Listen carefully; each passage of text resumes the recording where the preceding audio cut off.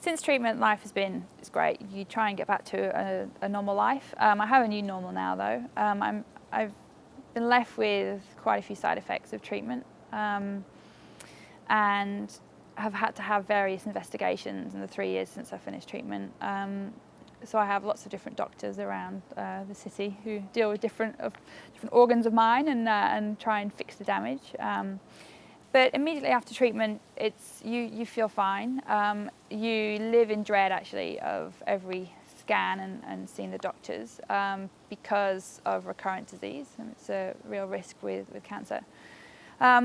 But the more tests you have, you kind of learn how to cope and how to deal with that, and I think it's a very normal experience to have this dread and this fear.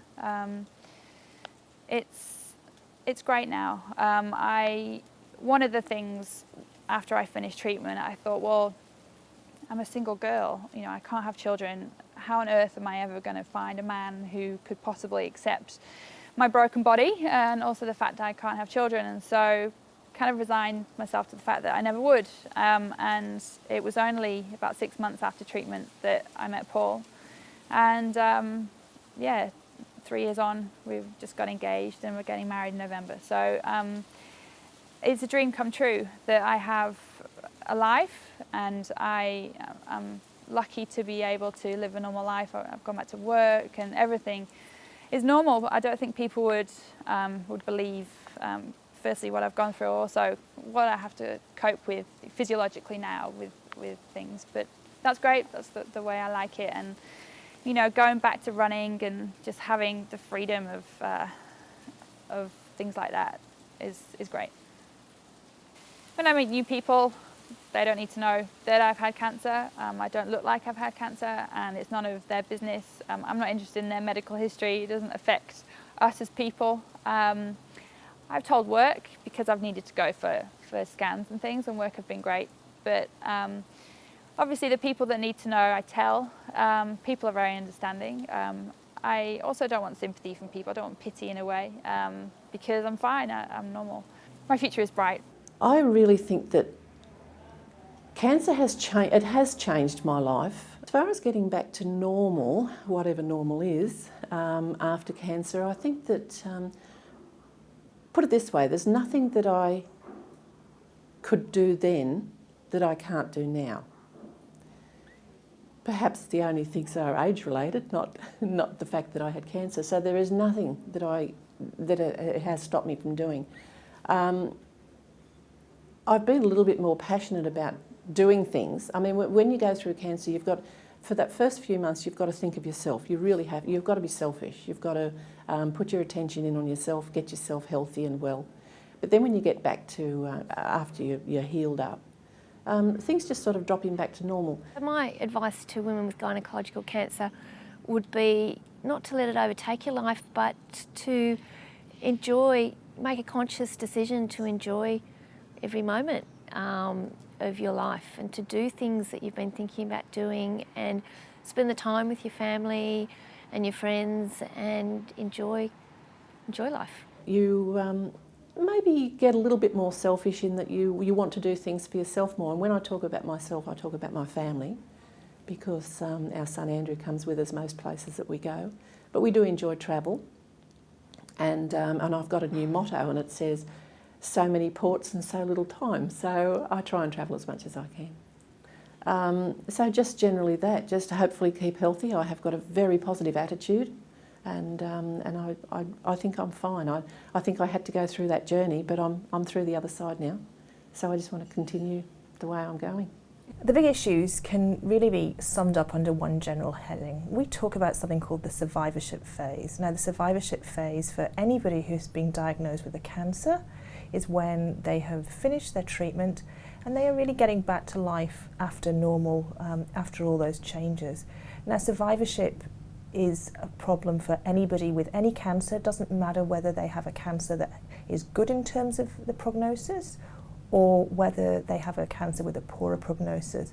Survivorship is the living with the issues that the cancer and its treatment has caused, and how they relate back to their normal life, and dealing with their family, work commitments, but dealing with the physical and the psychological consequences that their cancer has brought. This is a really important phase and we need to know about things. Women will often not want to complain as they see it about problems that may be happening with their bladder and their bowels, for example, or changes in their relationship, because they feel that they've gone through a whole cancer treatment and diagnosis, and they feel that they should be thankful to the team for getting them through this, and that they feel they're complaining about things that are minor. These are not minor things. They have major consequences for women, and they will tell me how their life has been affected. Still, in the 21st century, cancer is often a very stigmatising diagnosis, and it's important to reassure people that cancer is a common illness in the community. 1 in 3 of us will have a cancer of some description, and talking about it and educating others and being open about what's happening to you can be really liberating, both for yourself as well as for those who are close to you. Women in our society, in most societies, are carers. So the women we meet are not only women with a gynaecological cancer, but their wives and mothers and increasingly guardians of grandchildren and carers of disabled and husbands who've had some sort of chronic illness themselves, or looking after their adult children with significant mental health disorders, or caring for a now disabled adult or frail-aged parents. So we see women who have lots of responsibilities beyond what they contribute to the family in terms of income and housework and childcare and the normal day-to-day things of being a woman. And I think women feel the pressure very much to cope, to be strong for everybody else, and to appear as if they're normal. It's okay to acknowledge that this is really tough and to talk with someone who's outside the family and the immediate friendship network about how hard it is to do all of that, and that seeking help in the way of counselling or a support group or accessing, even practical services in the home isn't in fact a sign of not coping.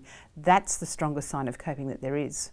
To say that I have this additional burden to cope with in what was already a very full and active and demanding and exhausting life. And so what I need to get through this the best way I can, and to get my family through this the best way we can, is to say I need some external supports and services to do that. And it's giving women permission to say that it's okay to not be able to do it all, to not be superwoman. And that can be really liberating for women, to find out that, hey, there is someone else who can take that burden and who can help a little bit. These women have undergone major life-altering illness and treatment, and so there can be an impact on the way that they then see their future, and that might not always be in synchrony with how the people who are around them see their future. So family members, in particular partners, might say, this is fantastic, you've gotten through this is a new chance for us, let's make the most of it, what a hero you've been, you've gotten through a terrible time. Whereas a woman is feeling, I think there's a good comparison with battle fatigue, that you're in that constant hypervigilant state of having to face the next hurdle and not quite knowing where the next bout of illness is going to come from, and that persists into the survivorship and transfers then into a fear of recurrence. Survivor guilt's a real issue. You see it a lot in support groups. There is a sense then of, why did they do so badly when I did so well? And I think that that's the other thing that impedes families talking about what their fears are, because there is sort of a sense that if you talk about it, it will happen. And so, survivor guilt is certainly alive and well. I think it's really important to remember that the cancer itself doesn't come in a vacuum. It's not the only thing that's happening for a woman at the time. And so we see women who may have been and continue to be in an unsatisfactory or even abusive relationship, and they may either feel empowered to say, if my life is going to be shortened by this illness, or even if it's not, I've had a bit of a wake-up call here and this isn't the way I want to live my life.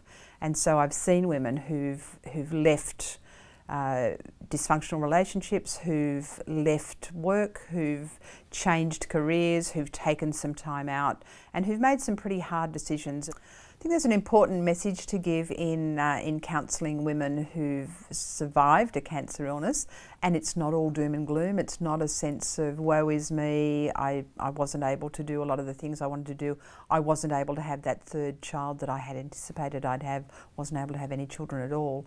It's helping women to reframe that and to say, what are the opportunities that this cancer has given me? It's always there in the background, but it's not the major focus of, I mean, I would hate to think that my major focus of life was a cancer. Major focus is just all the other millions of things that we all do all day, every day. Push-ups every day. Yeah, 11. My sister, she lived in Japan for a few years and she speaks Japanese, and we've always talked about going back there, and we've never got around to it. And we actually went on another trip last year. We went to France and Italy, and when we got back we said, well, what about this other trip that we've always been planning on doing, and we booked it.